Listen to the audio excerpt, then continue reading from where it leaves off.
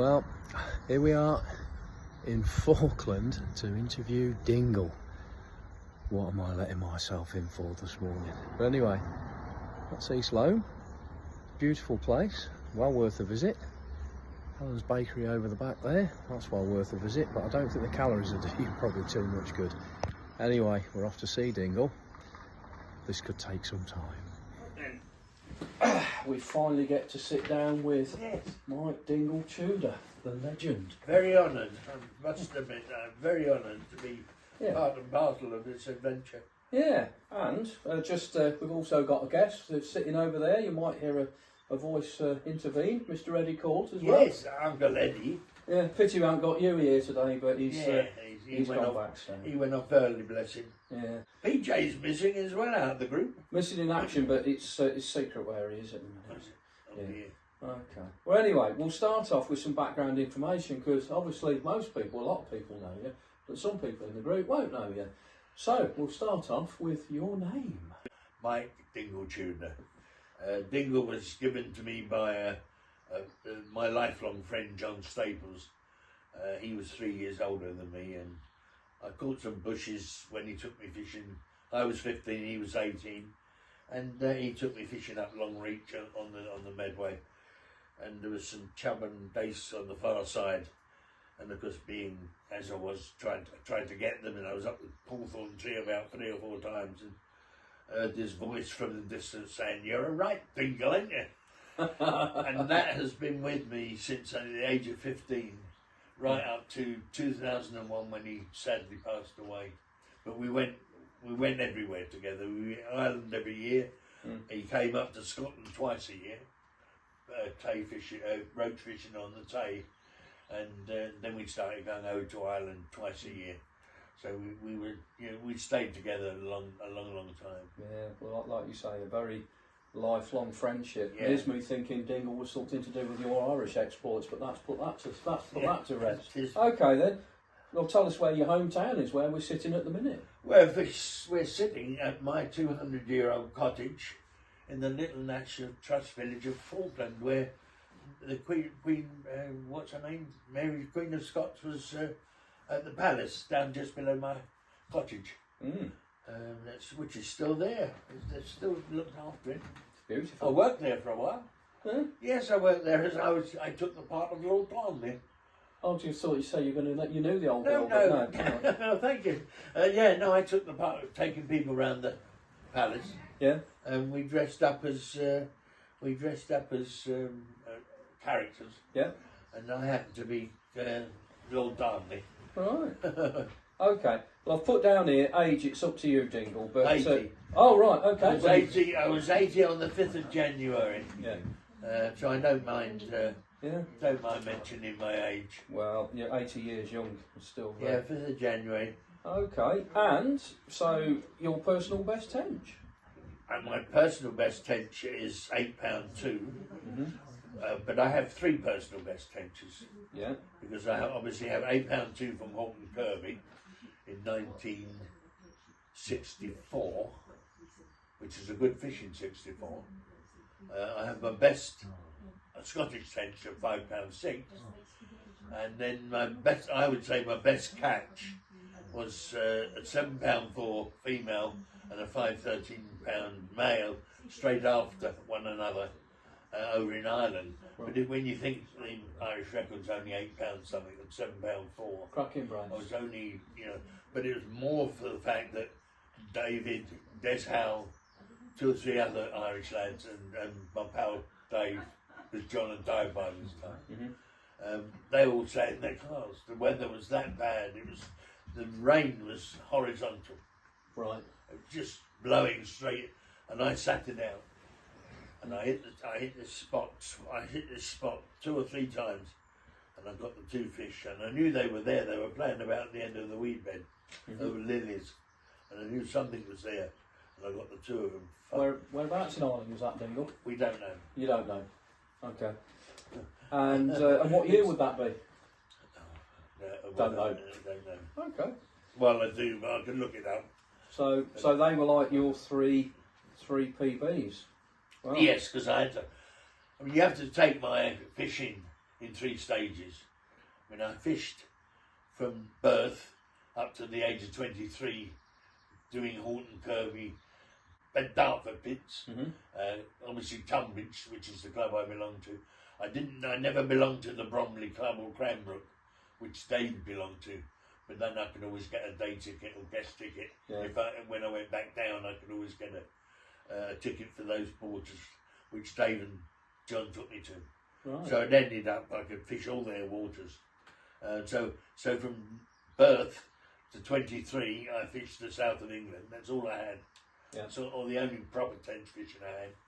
Came up here, and when you think I'm still here, and we've only got the Forth and Clyde Canal and 2 other little tench waters, I don't have much tench fishing in Scotland, and this is why I go to Ireland so often. And I've been doing that since 1960. Yeah. You know, that was my well, not my first trip, but my first trip to Ireland, of course, was when my mum was dying of cancer, and my Uncle Ted, who was the person who took me into fishing, or took me fishing. He had a place down in Castletown Pier, right in the west coast of Ireland, and they took me over there because Mum was not expected to last to May, and they took me out there for 3 weeks, and it took me on. That was my first fishing. I was 14. First fishing trip, shall we say? But it was sea fishing. Yeah. He was a lighterman on the Thames, and he was lighterman in the docks. So he's London docks. So he had it pretty bad during the war. When you think it's only a few years after the war. When you think it's 45 through to not 10 years. He lived in Dagenham, right just next to Ford's Works, and they started going over to Ireland in Castletown Pier. I think round about 48, and eventually he got fed up with the British government, and said to me, "Oh, Beck, look after this lot," and took all the seats out of his Dormobile, because he used to pick staff up and take them to the docks. And he came back and picked up a wardrobe and some personal bits and pieces, and stuck a pound or so in what he owed the council, and he never put foot on British soil again. Went on a bit of a road trip and never came back. Well, they got a lovely little cottage out there, and a donkey and a peat bed, and his own peat to cut, and and I mean, and we used to go. John and I went over a couple of times. Yeah. But then he took me, as I say, he was the first person to take me fishing. Yeah. Actually, he was a member of Maidstone Victory, and so we were fishing the River Bield, and that was when I hooked my first two tench. I hooked them and lost them. And you see 2 or 3 articles, they'd hooked and lost these, and they were big. I mean, they were, knowing what I know now, I would say they would be at least 5, 6 pounds. Yeah, and you'd be in your teens then? Yes, I was 14. No, I was 8. Oh right. I was 8 when he hooked those 2 fish. The first tench I ever caught was where Mucker lives. Is it Polegate? Oh yeah. Eddie in Sussex. Polegate, isn't it? Eddie. Colin McMahon. Just Polegate. Polegate, yeah. Oh, well, yeah. We had John's assistant manager in Peaks, the grocery store he was worked for. Appleby, his name was, and he had the idea that he'd bait a particular area at Horton Kirby.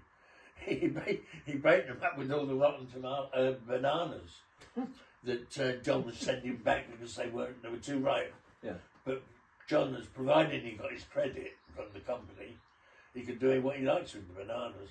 So Stuart Appleby used to take them onto this little corner of Horton Kirby, and he used to chuck about 20, 30 bananas in. And he did this for 2 or 3 weeks. Anyway, we were all fishing over there, and Stuart had been down to Polegate, and it was a clay pit at the beginning of the town, and they were catching 2, 3, 4 pound eels, like size of your arm type of thing, So one particular day we said we'd all go down, and I was eel fishing with worm, lugworm, and that's when I caught my first first tench. Yeah, you're about 8 years of age then. No, I was 16 by then. All right, so you'd lost your two. I And lost two on the River Bill. Yep. It was on an eel trip. Nearly 8 years later that I actually caught my first tench. I had estimated what I know now as to be about 3.5 pounds, 3 pounds. I'm going to struggle to keep up with you. I know you are. Right, well, you've answered probably question one about like where did you start? Yeah, you did, and you've kind of got into question two. So, who was your biggest angling influence when you think back to those days? Who's that?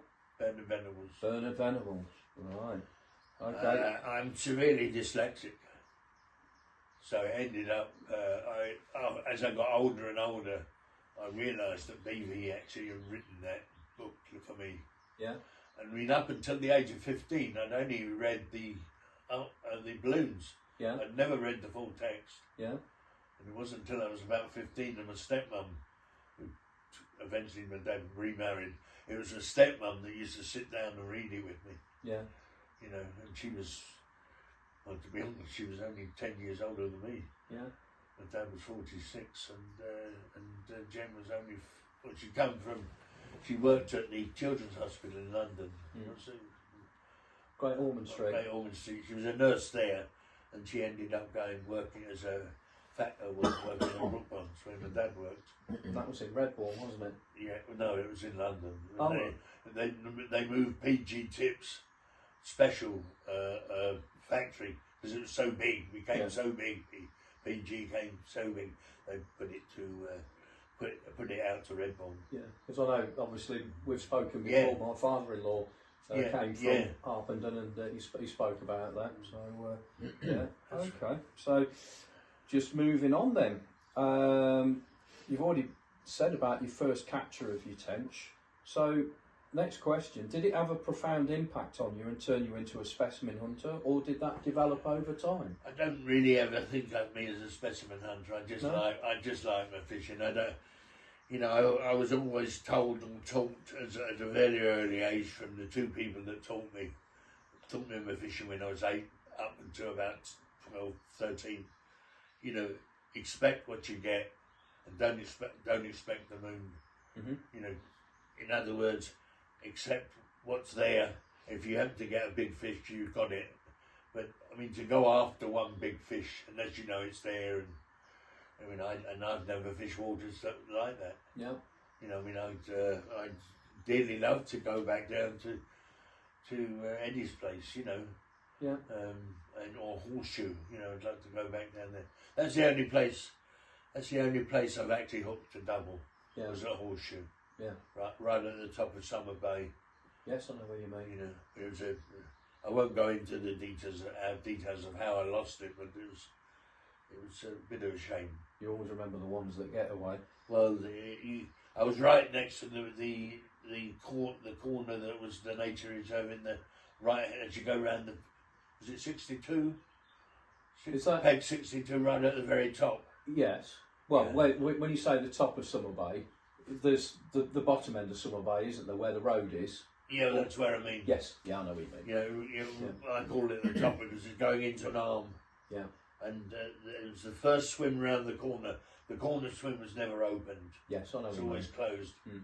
And I was the next swim, and it was what's his name, Luke, who used to be the bailiff there. Yes. Went down to Star Point or start the college. Yeah, I think it's Luke Cockwell, wasn't it, at the time? Yeah, remember Luke. Because I did all the merchandising for the young carp fishers that fish there. Yes. I did all their merchandising for them, and Luke and I were negotiating.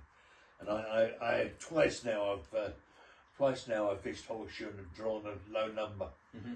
So I had, out of all the numbers there were up to 60 odd.